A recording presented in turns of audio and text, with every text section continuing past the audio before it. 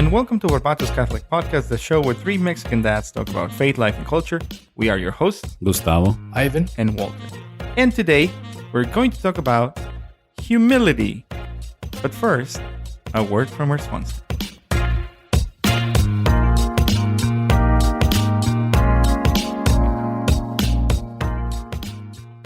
Now is a great time to learn more about CMF Curo as a Catholic healthcare option for your family.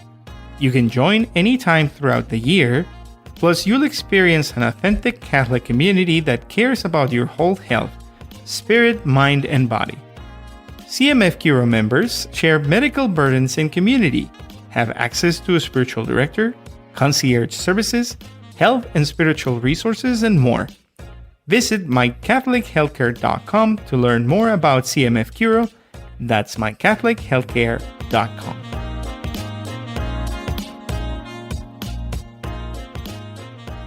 And we're back. Do you like how I went down on my name this time? And Walter. Instead of and Walter? I didn't even realize it until you said it right. You didn't? now. No. I just I did it differently, so people are gonna think, is this a new Walter?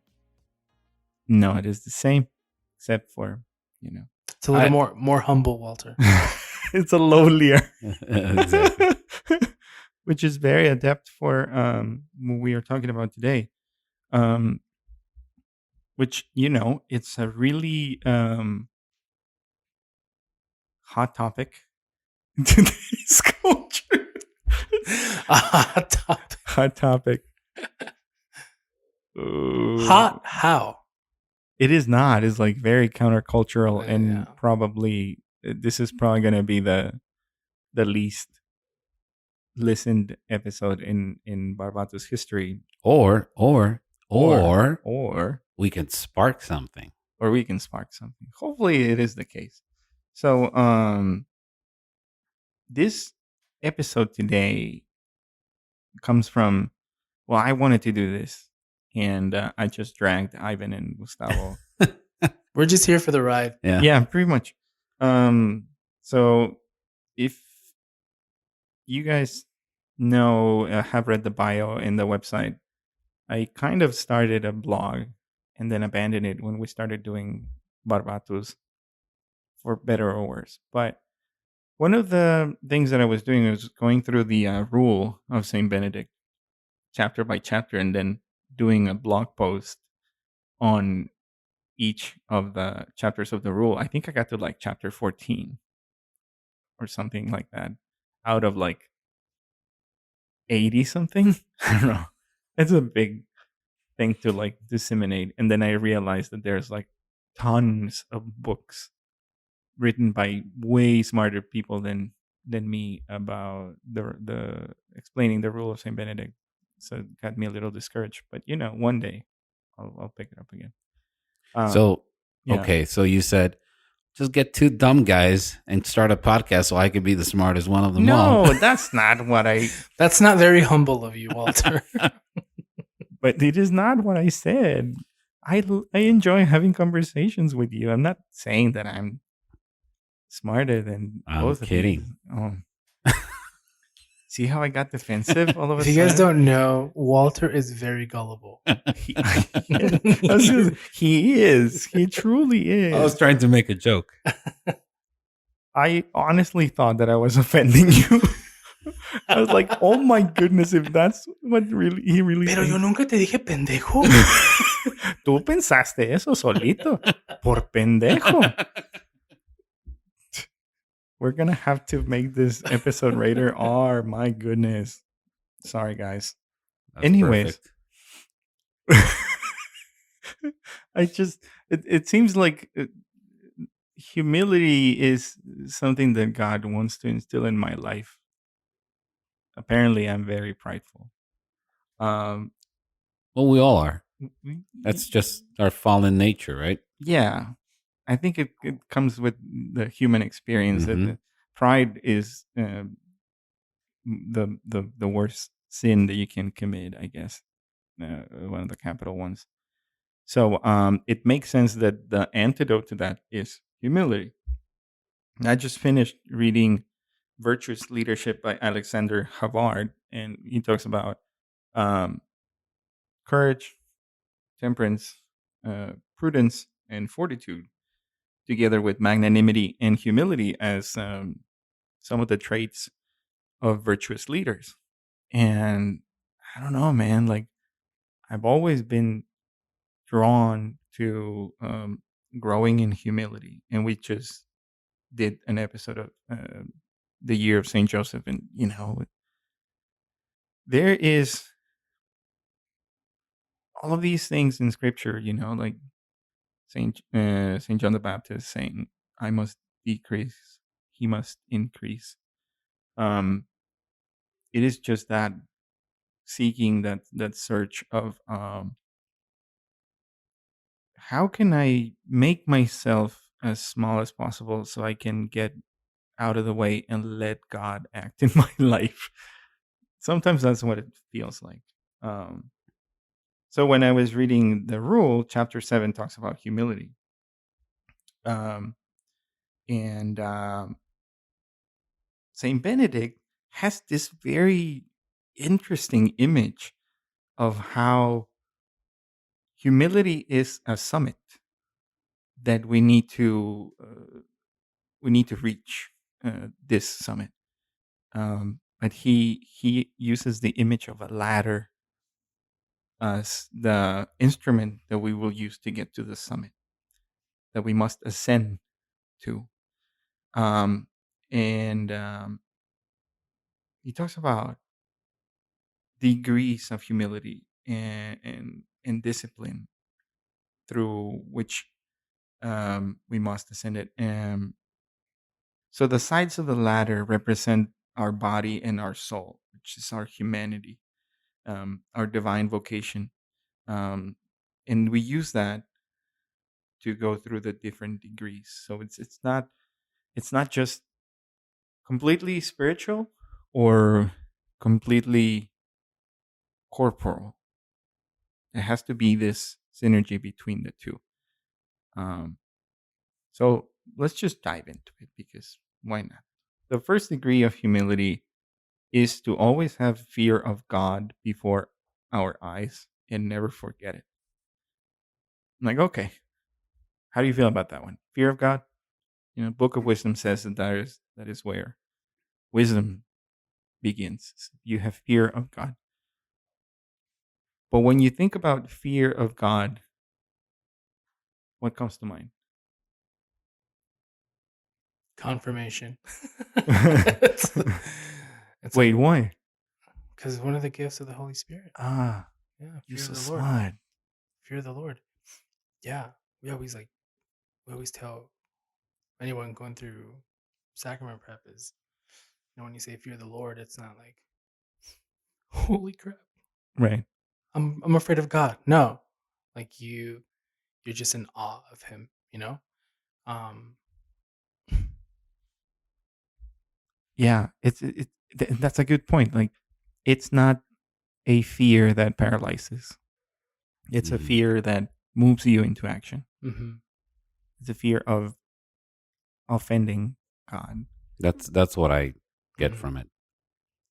And I got to that point by reading up on it, because before it was like, of course I'm afraid of God. He can kill me any time that he wants, Right? But no, that's a misconception.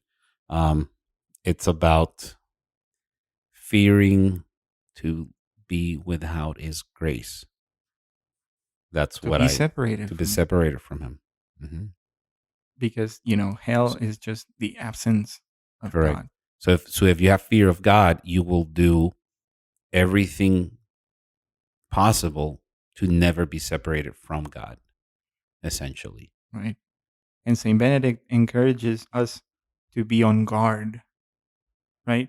It's like this being aware of, be on guard against sin and vice, whether in our thoughts, in our words, with our eyes, hands, feet, or self will, cutting all of those desires of the flesh. Um, so let's move on to the second degree because it starts getting interesting. The second degree of humility is to not be wedded to our own will, nor seek to satisfy our own desires, but to carry out the Lord's will in our lives.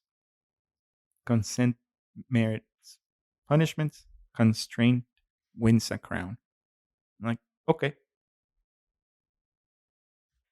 doing God's will, we're doing good, right? Mhm. If we have self constraint, it's another virtue, self control. Um, Temperance. they kind of like they all feed into each other. Hmm. So we're doing it. Let's do third degree. The third degree of humility is for us, out of love of God, to submit ourselves in obedience to our superiors in imitation of Christ. He humbled himself, becoming obedient to death, even death on a cross. And that part, you know, I think this is the part where some people might start um, having some difficulties because having a good disposition towards authority. Um, I mean, this was written for monks, right? And the monks will Correct. have their abbot. But what does superiors look like in our lives, right? You're gonna have bosses at work. Hmm. We have our parents. We have priests, bishops, the Pope. You know, all of those superiors that we owe obedience to because of our state in life.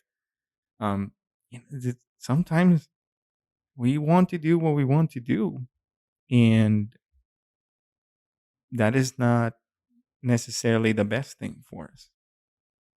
If we just do our will 100% of the time. Bishop Barron called it the false self, Mhm. the I. I want to do this with my life. I want to do that. I essentially want to be um, Your own God. your own God. Yeah. And he says that emptying, the necessary emptying of the old self, will show your true self. And when that arises, you can do amazing things. Like Saint Benedict. Yeah. Saint Benedict had to go to a hole in the ground, and he spent a lot of time there, separated from everything, to be able to empty himself out of everything worldly. And look at what he did. Yeah. Pretty much save Western civilization as we know it. By the time that he died, I think there were like 80 Benedictine communities throughout Europe. And, I feel like, this is kind of off topic, but let's just entertain this for a second. I think, and don't quote me on this because I probably heard it somewhere, I'm just repeating it, that millennials are a generation that are going to go to those vocations of religious life, monasticism. Do you remember, Ivan, those videos of Imagine Sisters? Mm-hmm. There are some orders that are getting all of these vocations because the world is failing us so bad that our younger generations are finding true fulfillment in Christ. And that usually takes the shape of a religious vocation, either to the priesthood or religious life. I wish I was prepared with numbers of what that looks like. But if you're a millennial contemplating religious life, let us know. We'll pray for you in your vocation. Um, I mean, now that the more that I read about monasticism, I'm like, yeah, that sounds amazing. Just like working and praying and being in your little cell, and everything is predictable and you know what to do. But that is not my life. Anyway, fourth degree. The fourth degree of humility is when obedient causes things to become hard. Obedience causes things to become hard, contrary, or even wrongs are done to us. or even if wrongs. Let me start over. The fourth degree of humility is when being obedient causes things to become hard, contrary, or even if wrongs are done to us, for us to nonetheless embrace the suffering with a quiet conscience and not to grow weary and not to give in to them. Um, okay, so it gets a little bit more difficult as we go ascending this ladder. At this point in time, we're going to have obstacles. We're going to have contradiction. We're going to have people straight out like wronging us. Benedict says, even if this happens, embrace the suffering. And that's hard, right? Embrace the suffering quietly, That's even harder. not growing weary and not giving in. What does that sound like? Ignatius and the discernment of spirits. Mm. You know, all those things that come to us that could be desolation, to just stay the course, and eventually getting consolation from God in our pursuit for humility. Benedict tried to poison him, by the way. So here's a guy that his own followers, his own students tried to poison him because he was too strict. Yeah. They didn't succeed by the grace of God. We should probably do a like crow. An episode of the Benedictine medal and its significance. Yeah. Because there's a whole story about it. That's why the raven is like associated with it. Yeah. Because the raven knocked the cup out of his hand. chalice. Yeah. Twice, I think. Don't drink it. Poison. What's the story of Edgar Allan Poe with the crow? Nevermore. Nevermore. That sounds more like a parakeet. That's the Mexican version of the poem. It's a parrot. It's a parrot. Como el chiste de Polo Polo. You went there, really? What a funny bird. Do you remember that? Never mind. We'll talk about this. We can talk. Yeah. For those of you that don't know, I probably know it. I probably know it. Yeah. We're not gonna go there. Humility. Serio. Fifth degree. The fifth degree of humility is to hide nothing from the abbot. Well, you know, if you're a layperson, hide nothing from your priest, but rather by humble confession, reveal all the evil thoughts of your heart and the secret faults one commits. And okay, fine. I buy it up to this point. It's like, yeah, we need the sacrament of reconciliation. And we already did an episode on confession in this podcast. So, but it feels good to empty yourself. It does when it comes to that point where, am I gonna go in there and I'm gonna just not invent stories, but just kind of like, I don't know, like not really be super clear and open with the priest, but actually like, no, like this is what I did, and be completely open with him and have the humility to do so. Those are always the best confessions for me. Yeah. Not that, I mean, I feel like when I was younger, when I was like a teen and my parents is like, oh, we're going to go to confession. I'm like, dang, I don't want to go. Mm-hmm. So it's like, you kind of like, oh, there's a sin, but I don't want to say it. But now, like, you know, that I'm a husband, I'm a father, to just empty yourself in that confessional, it's so freeing, you know? Yeah. How was it when you went to that silent retreat with my Miles Christi? That was part of the retreat, right? Mm-hmm. You did a general confession. Felt like that. Like, dude, that's like empty for you. Oh my gosh. That's also the first time, little side note, that's the first time that I found out that Ivan is John in Russian. I never put two and two together. I walked in and the priest was sitting there and I was like, oh, hi, I'm Ivan. John. I was like, what? No, my name's Ivan. It's like, yeah, John. Okay. So yeah, John. Are you John? I know. I think he's talking to the guy. I know. Yo. It's like no, like John is Ivan in Russian. I'm like, that makes total sense. That's when I found out. But you sit, I mean, it was like a 40-minute confession, because you really break down from like the moment that you knew you sinned to that moment point of your life. today. And it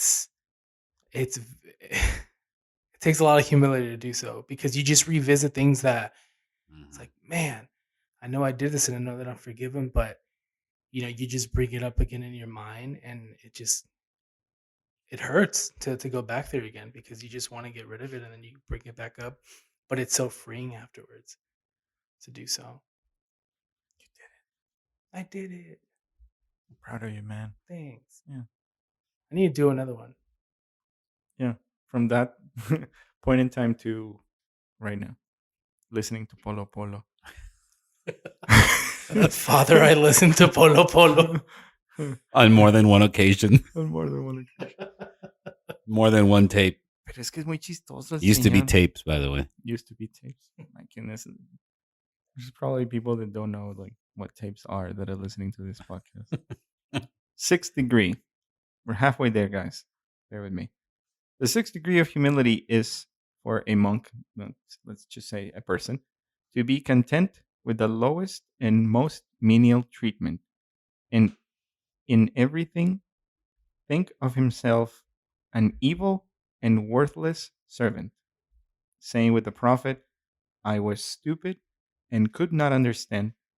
I was like a brute beast in your presence. Yet I am always with you. You take hold of my right hand. This is the part where I was like, wait, time out. What are we supposed to do? And I was like, taking the lowest and most menial treatment. Yeah, exactly. Yeah, that silence right now tells you like, because we don't think about those things, wanting them. They're not palatable. They are not something that we as humans want. So we need to train. This is what I also. I'm glad that I finished this book by Alexander Havard, because virtue, it's not something that we are born with, and that is also like a good consolation, because virtue is something that we practice. The more than we repeat actions, situations that prompt us to live humility, the more that we will attain the thing that we want, that we practice. So this is like pruning, right? We need to prune our souls from all these things that are not allowing us to grow to our full potential. So, of course, being content with the lowest and most menial treatment, that hurts our pride. But we're talking about humility, which is the opposite. Yeah, that's how you fix pride. Right. That's the counter virtue to pride. And pride, if you think about it, it's kind of like encompasses all other capital sins.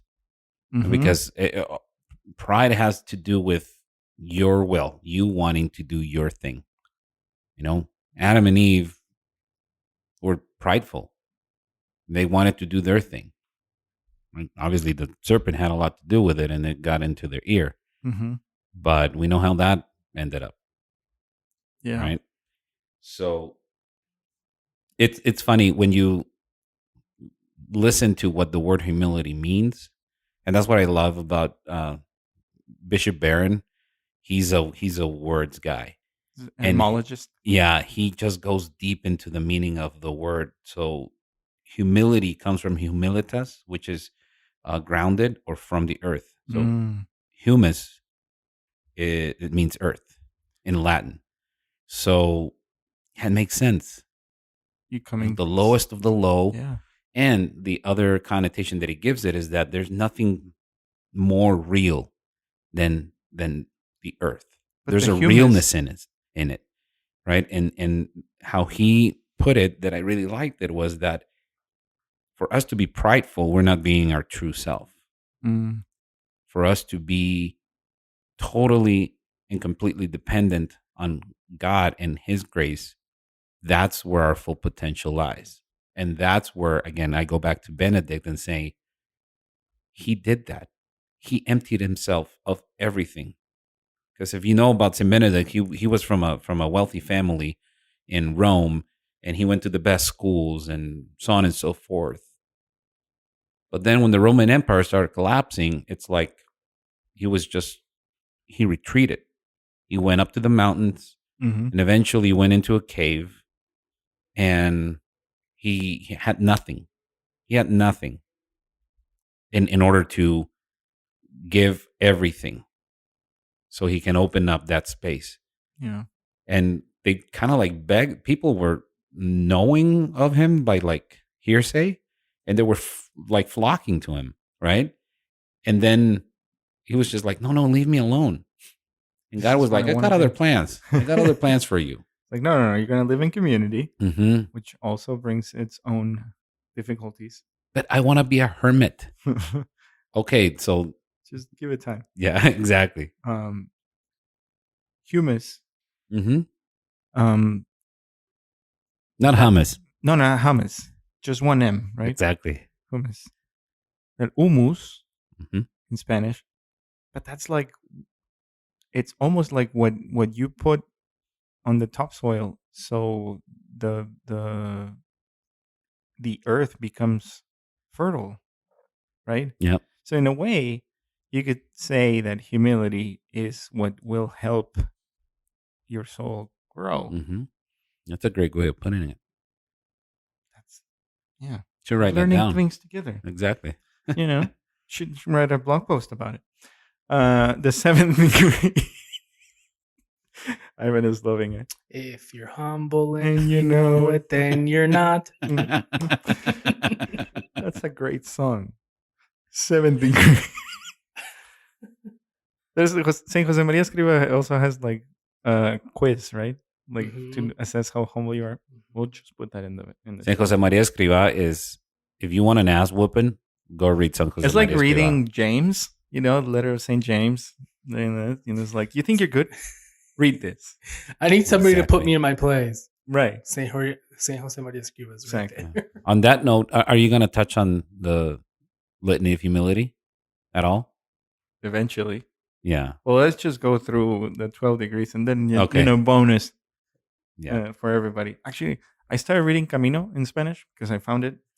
I did talk to Gustavo about it because I was like, ask Carolina if she can get like a bootleg vintage version of Camino printed in Spanish, because I think they don't print them anymore.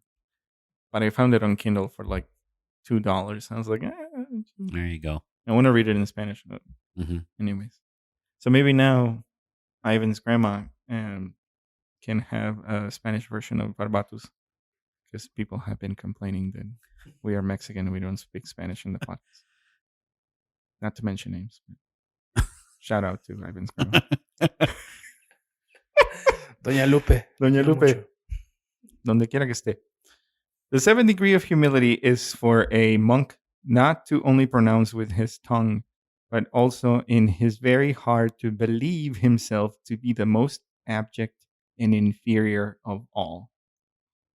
It was good for me to be afflicted in order to learn your laws. Psalm 119:71. This part is like you don't only have to believe it in your heart. Like I I, I can buy into like that I'm the lowest of the low, the most abject and inferior of all. But to pronounce it, to Mhm. say I'm the lowest of the low. I have a running joke at work, because now that I've been in a leadership position, and that's one of the reasons why I read Virtuous Leadership. to to model leadership in a company with servant leadership, it's very unpopular.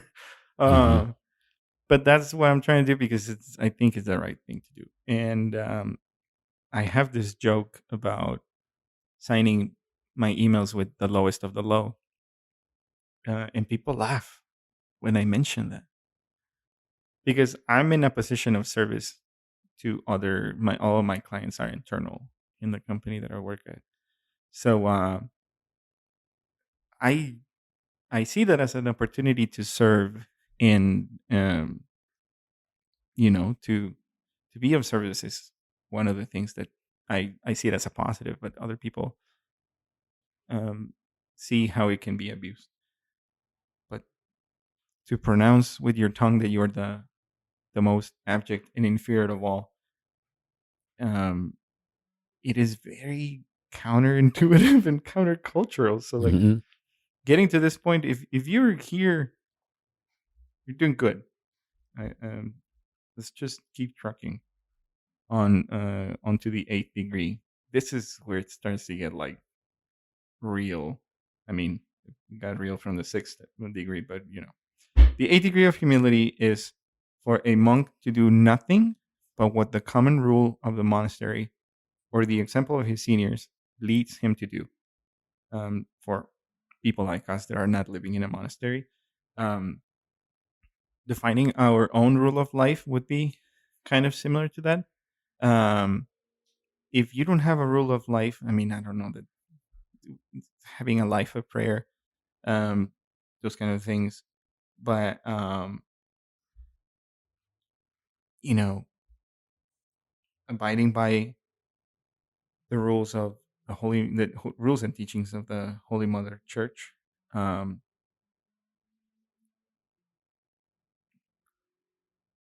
doing like I don't want to say the bare minimum because we already talked about this. Like, Hmm.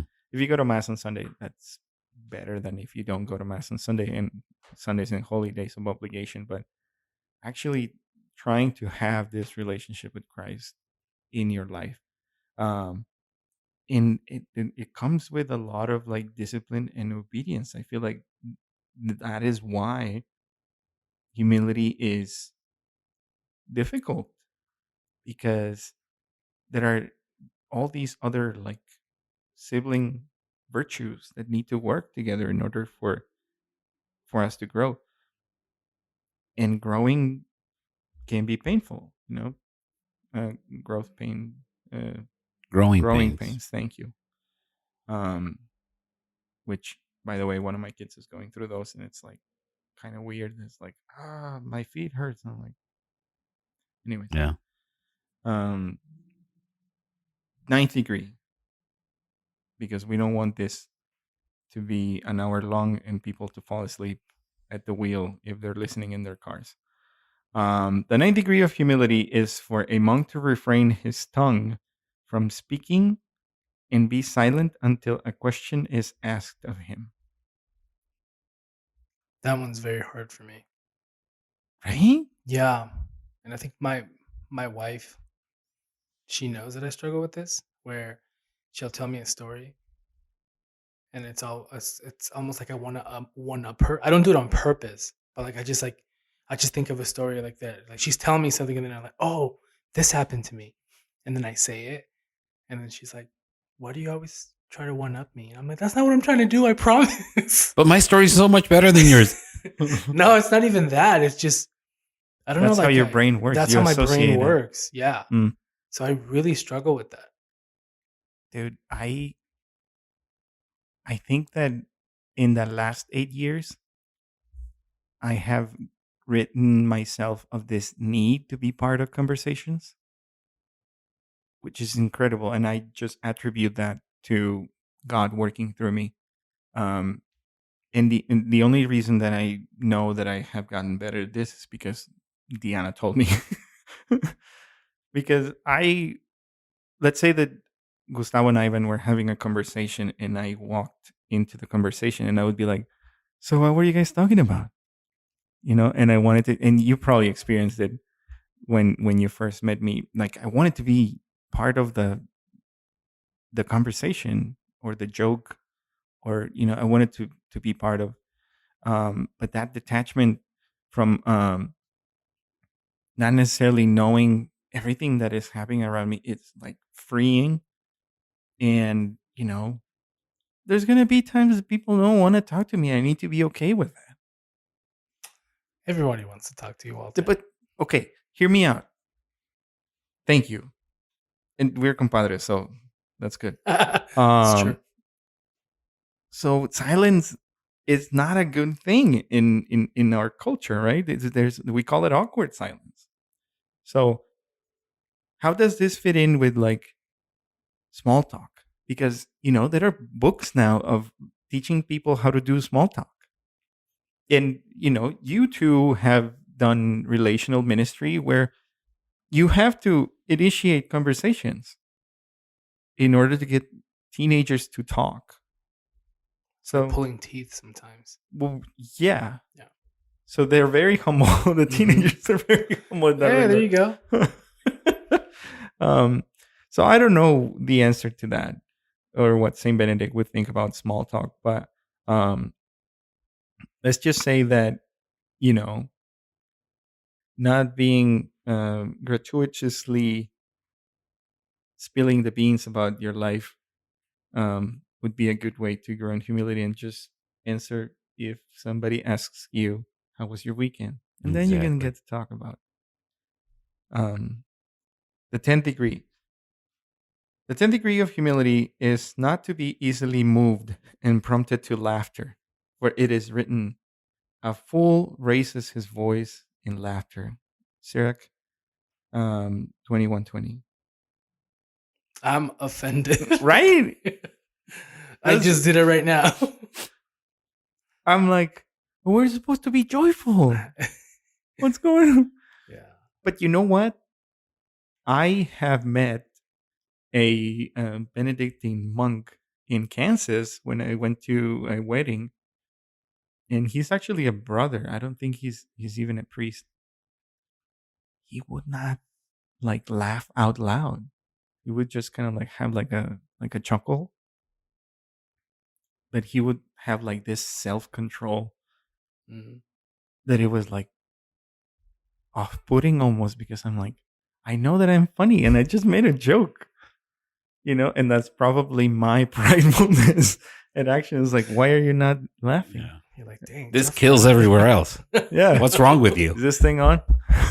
My wife laughed at it yesterday. Right. So it's a summit. It gets harder and harder as we get closer to the top. But yeah, it is difficult to hear. Like I said, I don't know why you guys let me do this. This is like a very unpopular topic. Let's just get through with it. 11th I degree. think it's important though, because Yeah. again, if you're listening to this, you gotta read all of this with the context of when it was written and who it was written for. So it's not like we're saying that all of these rules, this is really hardcore for sure. Yeah. So and in those times, I believe that that's what was necessary and asked of them for it to be a real commitment, because it's a reformation, right? It is. So it happened so that there was 300 years of persecution of Christians, and then Rome became the epicenter of Catholicism. So the people were not experiencing hardship in their faith. So there was a lot of lax following of the faith. So Benedict was like, no, we need to go back to the basics, to Exactly. like the faith of almost like the catacombs in a way. Francis is another example of like reform and being like more strict. Saint Teresa of Avila, Saint John of the Cross, that it seems to be like a cycle where you have all these people really involved with these religious orders, and then when they die, they donate all of this state to the orders that are usually like orders of mendicants that are begging for their food or they're earning their Uh own huh. keep. But all of a sudden they have all this land and these beautiful properties, and they don't need to beg for Yeah. their bread because a lot of people have donated Uh huh. to the religious order. So all of those things, that is the concept that was happening in Europe when Benedict wrote the rule and wanted to retreat from all those excesses to be living a more austere life, which, you know, it might not be the case for like 90% of everybody that listen to this podcast, but there might be one of you who is listening in Denmark or somewhere Exactly. Poland. in Poland. Um, like, you know, uh, I want to go and be a monk. I want to go and be a sister and get away from the world and dedicate myself to prayer to sustain the life of the church, because that is a job, to pray 7 days, 7 times a day for the church, um, Hmm. As monks do. as monks do. You can So tell that I'm a little bit passionate about this. yeah, and I think coming back to your point of saying, and I know there's two more that we need to get through, but Hmm. um, I tend to disagree that it's not going to be unpopular because it's people crave this even if they don't know it, Mm, especially in today's culture where everything's about me. Everything's about, especially with social media. Everybody became their own little world, yeah, and as Catholics, we put God in the center of our life. Everything revolves around God, and and sometimes it's unpopular to hear. It's something that you don't want to hear, that's true. and that's what we're here for, To tell you to the things tell that you you don't want to that you hear. are not a humble person. No, I'm kidding. No, We but in are in terms of this like, high horse. I think it's highly necessary for people to hear topics like this and to hear how extreme it had to be for it to work. Mm, And at least all our listeners can either relate to at least one of the degrees. Mm-hmm. yeah, So I know it's not the most popular thing to talk about, but we can all see ourselves in at least one of these degrees. Yep. a standard to attain. Mhm. Exactly. Absolutely. There we go. Thank you for making me feel better. The 11th degree of humility is for a monk to speak gently, humbly, discreetly, with few words, without laughter, and without raising his voice. For it is written, wise men's words are in their hearts. I mean, we've kind of already Mm-hmm. touched on this, on how this is a lot of self control. Correct. This brother that I met in Kansas had all of these characteristics. So it's probably I don't know how many years he had been a monk, but when I met him, I was like, wow, he exuded holiness, and I think that's like the important part of this conversation, together with everything that we just discussed. The 12th and last degree of humility is for a monk to not only have humility in his heart, but to show it physically for all to see.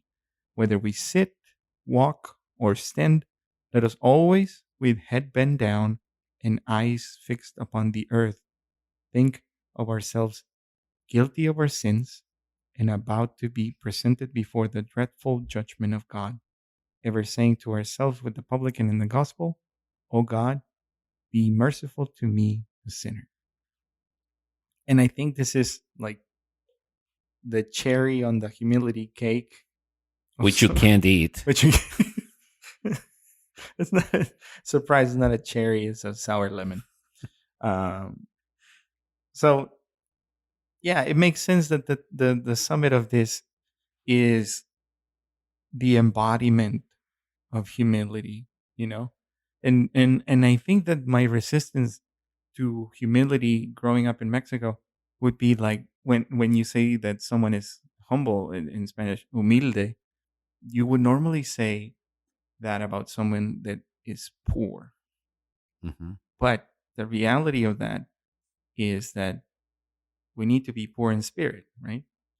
So that person, whether or not they're poor or not, they are probably better spiritually than most of us because they know their place, and that's what humility is about. It's like you know where you're at with God, and for you who are listening, you might know where you are based on like the 12 degrees that we just talked about, in and you're probably like, well, it sounds really hard to accomplish all of these things, but try it out. Why not? Um, it could be something that will enrich your walk of faith with God, and just having um, a way to practice this. I think that the most essential way to do that would be praying the litany of humility. Um, we just presented this like aspirations of like the 12 degrees to get to the summit, but how? Litany of humility. It's That's powerful. yeah, like it hits you like a ton of bricks. It makes Yeah, does. makes you absolutely. think about where you're lacking, and the thing is like you have a blueprint on what to Mm-hmm. work on. And like we joke about, as we go through the list of the 12 degrees, like yeah, we joke about like, dang, this is hard for me, this and that. But no, it's definitely something that I think throughout our whole lives, we're gonna be learning these things, right? We're gonna hopefully get to 12 degrees or get to the all of them, but it's it is attainable, but as much as we joke about it, like I know that it's something that we need. Mm-hmm. Yeah, and we're a work in progress. Absolutely. Yeah. I attribute it to like Michael Scott from The Office. If any fans of The Office, right? Everybody who sees that show is like, that's incredible. How can somebody be like that even in the show? How can he be so irreverent? How can be so like rude and crass? And but what we don't realize is that we all are a little bit of Michael that, Scott. of Michael Scott to a degree or another, right? I mean, Yeah. however exaggerated it is on the show, Mm-hmm. most of us have done or do those things all the time. Yet we don't necessarily pick up on them because people are gracious enough not to call it to your face. But the litany of humility is that, it just calls out all these things that you need to. I've incorporated into like the night prayer Mm-hmm. to kind of like do with the exam, say, okay, which one of these Right. did I do today?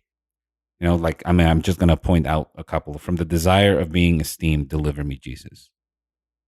We all like being esteemed, right? We Feels all like, good. yeah, it feels good to hear words of affirmation towards you. From the desire of being exalted, deliver me, Jesus. From the desire of being honored, who doesn't like getting like a big promotion at work and Recognition for your work, recognition, right? let alone From the desire of being consulted, who doesn't like hey, Walter, I have this problem, I know maybe you can help me out. From the fear of being humiliated, from the fear of suffering rebukes as Christians, right? yeah, yeah. It's their bread and butter, From the apparently. fear of being forgotten, deliver me, Jesus. We could do a whole episode on the litany. It's very powerful. Yeah. All right. Well, thank you for listening to this episode of Barbatus Catholic Podcast, the show where three Mexican dads talk about faith, life, and culture. If you like the show, please consider subscribing to the podcast, sharing it on social media, leaving a rate and review on Apple Podcasts, and recommending it to your friends and family. And if you didn't like it, well, just keep it to yourself. Let other makes their own mistakes. You can follow us on Instagram at Barbatus Catholic Podcast. Send us an email at hello@barbatuscatholicpodcast.com. On the web, we are at www.barbatuscatholicpodcast.com, where you will find the show notes for this episode and more. And, hopefully you pray the litany of humility right after this episode. Or something. We're praying for you too. We're praying for you too. Yeah, you're not alone. If you found this difficult, we find it difficult. We're like Chesterton said. We're all in the same boat, and we're all seasick. So you're not the only one. Everybody needs to work on this. Yeah. Bless us, Lance Casey. Pray for us. Until the next time.